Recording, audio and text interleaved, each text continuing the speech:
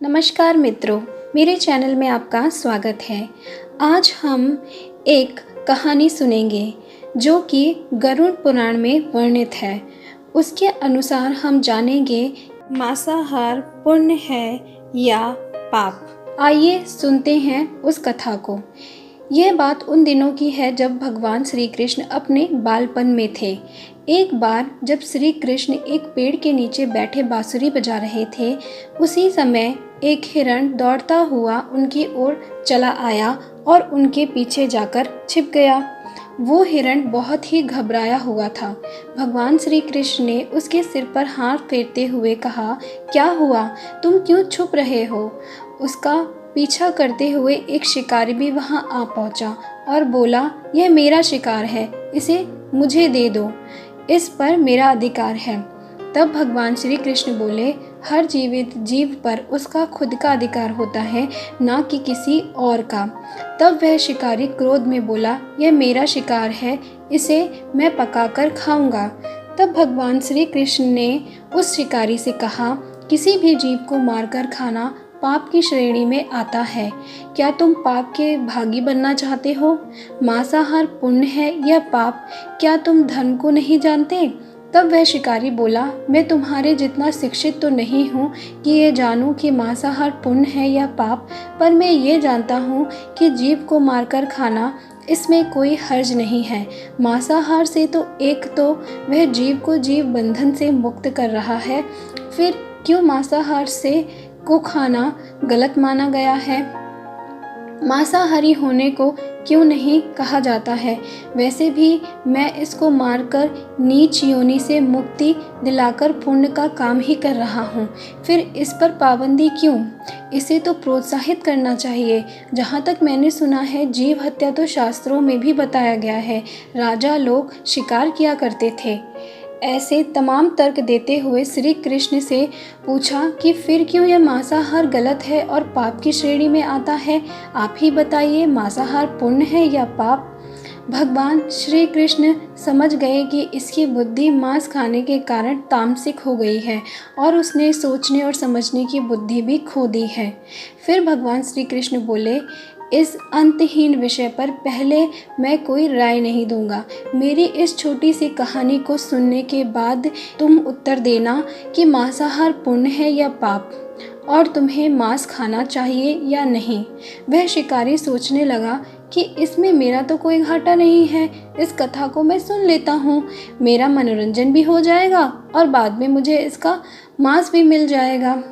तो भगवान श्री कृष्ण ने अपनी कथा आरंभ की। एक बार मगध में खाद्य संकट खड़ा हो गया तो अन्न का उत्पादन कम हो रहा था। राजा को चिंता हुई कि यदि इस समस्या का शीघ्र निदान नहीं मिला तो संरक्षित अनाज कोष भी खत्म हो जाएगा और संकट भीषण हो जाएगा। तो सम्राट ने अपने राज्यसभा में पूछा, देश की खाद्य समस्या को सुलझाने के लिए सबसे सस्ती वस्तु क्या है? मंत्रीगण सोच में पड़ गए। चावल, गेहूं, आलू इत्यादि पदार्थों को उगाने के लिए बहुत श्रम करना पड़ता है। वह तभी प्राप्त होते हैं जब प्रकृति का प्रकोप ना हो। ऐसे में तो कुछ सस्ता हो ही नहीं सकता।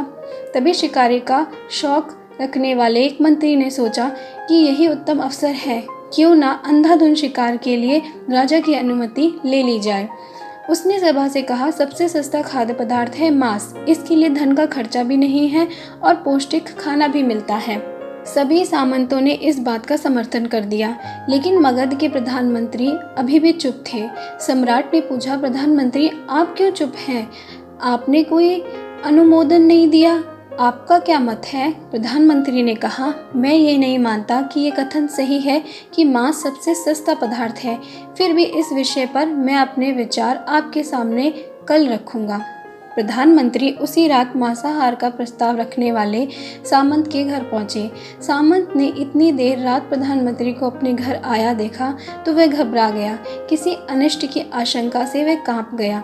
प्रधानमंत्री ने कहा, संध्या को महाराज बीमार हो गए, उनकी हालत बहुत ही खराब है। राजवैद्य ने कहा है कि किसी शक्तिशाली देह का 2 तोला मांस मिल जाए तो राजा के प्राण बचाए जा सकते हैं। आप महाराज के सबसे विश्वास पात्र हैं, इसलिए आपसे योग्य कौन होगा? इसके लिए आप जो भी मूल्य लेना चाहें ले सकते हैं। आप कहें तो इस काम के लिए मैं आपको 1,00,000 स्वर्ण मुद्राएं भी दे सकता हूँ। एक बड़ी जागीर भी आपके नाम कर सकता हूँ। बस आप अपनी इच्छा कहें, मैं कटार से आपके हृदय को चीर कर बस 2 तोला मांस निकाल लूँगा।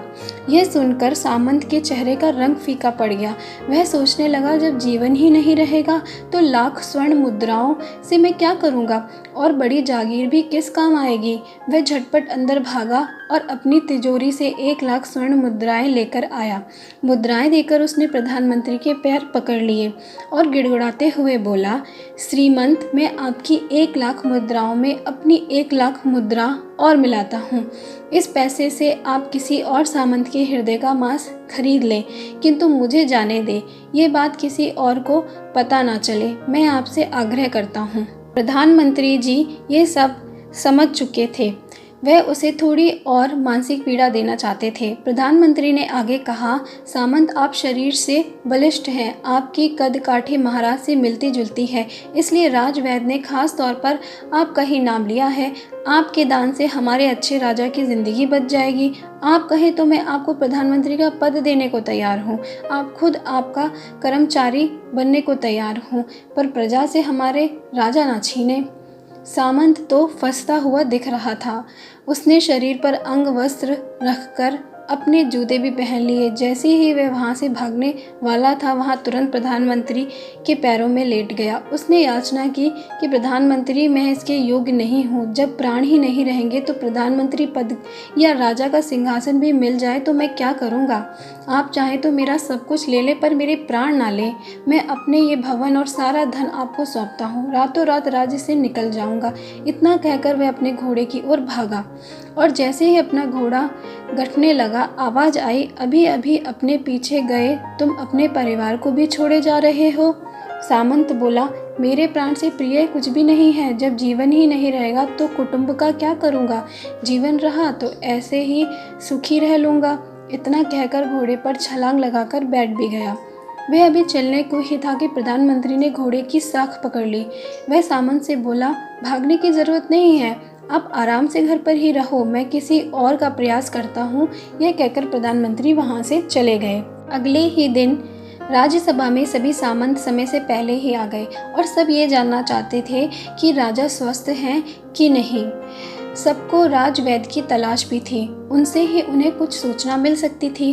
प्रधानमंत्री ने सभी सैनिकों को आज्ञा दे दी कि जब तक राजा राज्यसभा में नहीं आते, कोई भी सामंत इस राज्यसभा से बाहर नहीं जा सकता है। राजा राज्यसभा में आए और वे पूर्णतः स्वस्थ थे। सभी सामंतों ने देखा, कहीं से भी राजा उन्हें अस्वस्थ नहीं लग रहे थे। उन्हें तो कुछ हुआ ही नहीं था। प्रधानमंत्री ने उनसे झूठ बोला था। हर सामंत के मन में यही विचार चल रहा था, पर कोई भी किसी से कुछ कह नहीं रहा था। तभी प्रधानमंत्री ने राजा के समक्ष 1 करोड़ स्वर्ण मुद्राएं रख दी। राजा ने पूछा, ये स्वर्ण मुद्राएं किसके लिए हैं और कहाँ से आई हैं? प्रधानमंत्री ने कहा, 2 तोले मांस के लिए इतनी धनराशि जुटाई है, पर मांस नहीं मिला। अपनी जान बचाने के लिए सामंतों ने ये मुद्राएं दी हैं। अब आप ये विचार कीजिए, मांस कितना सस्ता है। राजा को बात समझ में आ गई। उन्होंने प्रजा को अतिरिक्त परिश्रम करने का निवेदन किया और राजा के अनाज भंडार में से अनाज निकालकर श्रमिकों को दिया। उन्होंने पौष्टिक सब्जियों की खेती का तुरंत आदेश दिया। वह 1 करोड़ स्वर्ण मुद्राएं इसी कार्य के लिए और श्रमिकों के कल्याण में खर्च की गई। तो मित्रों, जीवन का यह मूल भगवान श्री कृष्ण ने हमें इस कथा के जरिए समझाया है कि हम ये ना भूलें कि जिस तरह हमें अपनी जान प्यारी है, उसी तरह सभी जीवों को अपनी जान प्रिय होती है। अपने दिल से जानिए पराये दिल का हाल। यदि संसार के संबंधों से मुक्त करने का तर्क सही है, यदि जीव हत्या जीव को संसार बंधन से मुक्त करने का तरीका है, तो अत्याचारी द्वारा किया गया नरसंहार भी मान्य है। तो हम ये भूल जाते हैं कि जब वह जीव हमारे लिए काटा गया और हमारे लिए तड़पा, उसका श्राप हमें इस जीवन में ही नहीं बल्कि अगले जीवन तक नहीं छोड़ता है। परमात्मा से यह ज्ञान पाकर शिकारी परिपूर्ण हो गया और उसे ज्ञान की प्राप्ति हो गई और वह जान गया कि महानता जीवन लेने से नहीं बल्कि जीवन देने में है। शिकारी भगवान के आगे हाथ जोड़कर वहाँ से चला गया और उसने कसम खा ली कि वह जीवन भर कभी किसी के ऊपर किसी भी तरह का अन्याय नहीं करेगा और किसी को चोट नहीं पहुंचाएगा। तो ये थी कहानी जिसके ज़रिए हमें पता चलता है कि मांसाहार पाप है, पुण्य नहीं। आशा करती हूँ आपको ये कहानी पसंद आई होगी। वीडियो को लाइक कीजिएगा और ज़्यादा से ज़्यादा शेयर कीजिएगा। मिलती हूँ आपसे अगली वीडियो में। नमस्कार।